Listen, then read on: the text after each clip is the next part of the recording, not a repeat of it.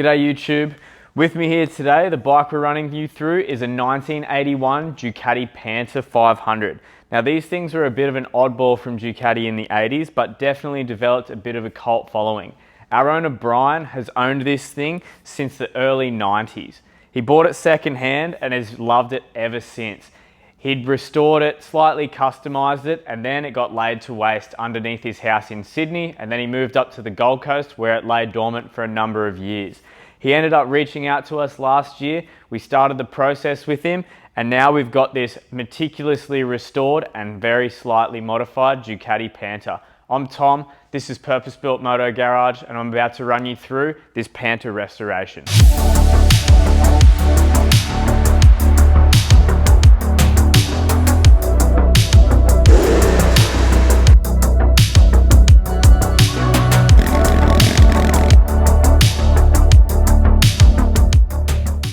Now, as we received this thing, it was in a pretty sorry state. It had been left and leant up against shed walls for too long, left out in the sun, it was a bit sunburnt down one side, and you could barely push it around, the wheels were so seized up. So the first thing we got to work with was ripping all the fairings off and taking stock of what we needed to repair, and then stripping and refurbishing the wheels. Now these mag wheels from Ducati were pretty iconic in the 80s. Everyone wanted a set of gold wheels. So we've stripped them, refurbished them, and had them painted in a nice BBS gold. But we had to add a bit more of that yellow tinge to it to get that tone right. New wheel bearings, we've cleaned up the spacers, rebuilt the brakes, and then we've wrapped them in some Avon tires. Now these really set the building block for the rest of the restoration. Once we got the bike on its wheels and could actually move the thing around, we set about going through everything else. The suspension was rebuilt, we sent that up to Joe at Ride Dynamics. He stripped out the front forks, completely refurbished them, and then got to work on the Marzocchi rear shock absorbers. Now the rear shocks are quite a nice unit. For their time, they were one of the best. So we decided that instead of replacing, we would spend the money and refurbish them. Those are being completely rebuilt inside and out and then resprayed in a nice Ducati red with black springs for Brian. Now while Joe was doing a really nice job on our suspension, we dropped the engine out, got to work on polishing the cases. So the engine on this thing has been completely rebuilt. The gearboxes weren't too strong, so there was a little bit of a struggle finding a few parts internally there because they don't reproduce them, they're too rare and not that much demand for them. So we had to hunt around a fair bit, took a long time to get those parts. The engine was put back together with a bunch of the stuff polished, and then the rest of it was hydroblast. It's a real centerpiece of the bike. Tucking out underneath that weird sort of frame setup, you can see a lot of the chrome cases, and then we complemented that with a refurbished exhaust. Now back in the 80s, Brian said that the owner previous to him had fitted a set of Australian-made stain-tuned pipes, so we wanted to make sure that we retained those. They were in pretty rough shape like the rest of the bike, but with a bit of time, polishing, and a bit of elbow grease, they turned out really nicely, and they sound superb as well. The headers were stripped and re-chromed from GC Electroplating, did a really nice job on those for us, and they've also done a few other select pieces like the clip-on handlebars, the linkages, the foot pegs and stuff like that we wanted to get re-chromed as well. Now, as I'm walking around this thing, if you're a Ducati fanatic and you know a lot about your Panthers, I'm talking about a restoration a lot, but this thing does have a few custom touches. The reason being is that Brian in the 90s had this thing resprayed. So it was originally a grey colour or a silver, I believe, but he'd had it painted red with the silver pinstripes. The silver pinstripes though were only taped on and then cleared over. He wanted to retain that sort of original to him. So this was about restoring Brian's bike, not the original Ducati. What we've done though is put a few select upgrades on it to make it either a better ride or a better functioning vehicle. So we've got a Sachs digital ignition hiding underneath the tank. The ignition systems on these from new were an absolute pain in the ass. Ask anyone who's owned an old Ducati, so that was a no-brainer upgrade. And then obviously we've gone through and done a few tidy up parts. On the front end here, it had a set of really ugly orange plastic indicator lights, looked like they'd be pulled off the side of a caravan. So what we've done is fabricated some nice aluminium plates, used some pin lights here for the front indicators. Gives it a smoother look, and we haven't had to dig in and really modify the fairing. It's just a bolt-on part that we've made. So he can, if he wants to restore back to absolutely original, remove those, chuck a set of reproduction indicators on, and the front end will be ugly again, good as new. We've also done a little bit of work in terms of the windscreen and the headlights. So as it was coming together, this beautiful red that Justin's laid down for us was really popping. We put a shaded windscreen on it and it just didn't look right. This thing screams to me 80s retro endurance racer vibes. So I wanted to chuck a yellow windscreen on it, and thankfully for me, Brian was all about it. So we've gone about getting a custom windscreen made down in Sydney, and then we've also matched it on the headlight with a nice yellow vinyl too. Little style upgrade, but that's absolutely my favorite piece on the bike. It just looks so 80s, so great. Super stoked with it.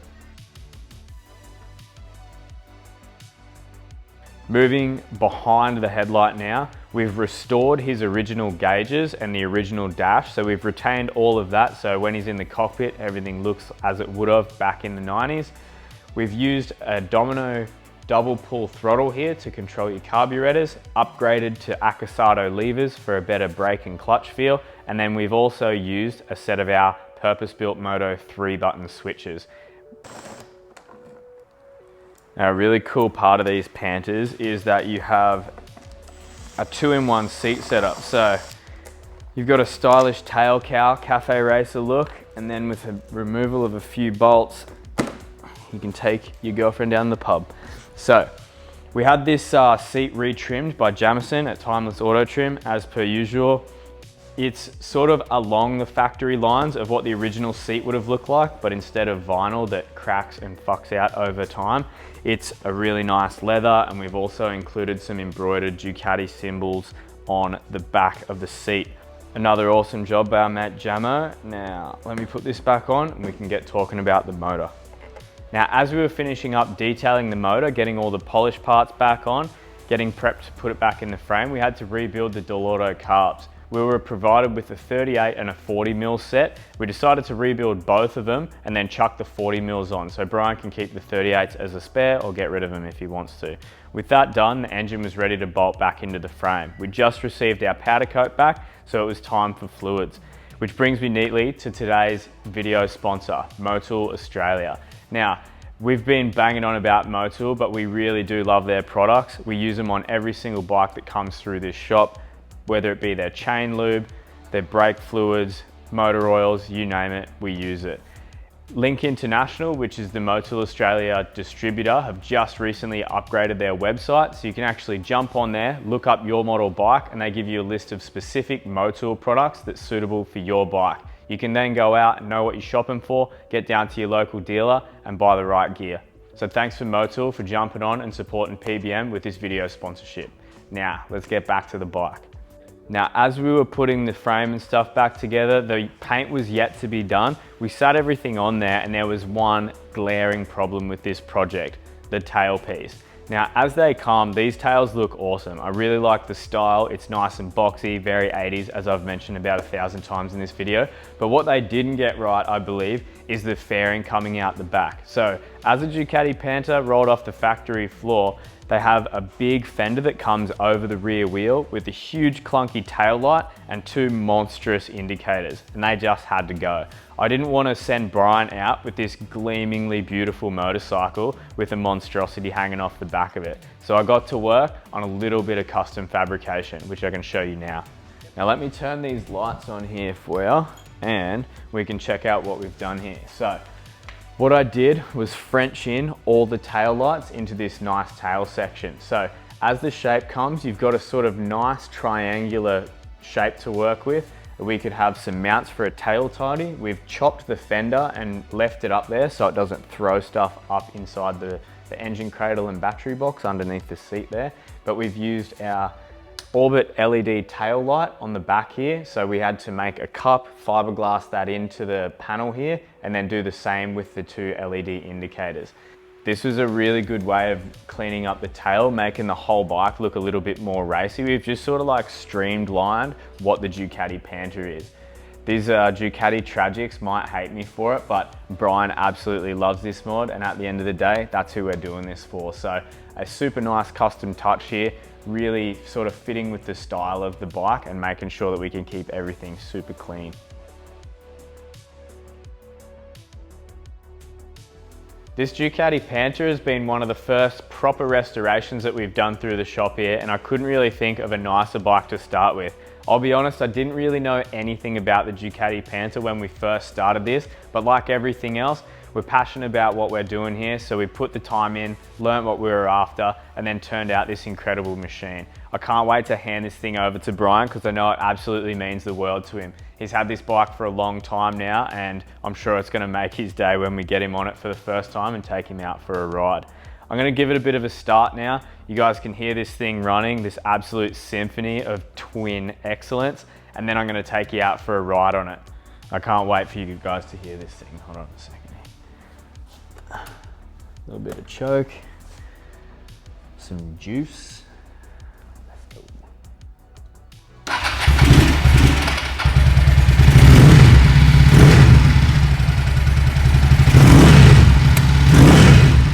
Oh, it's so good.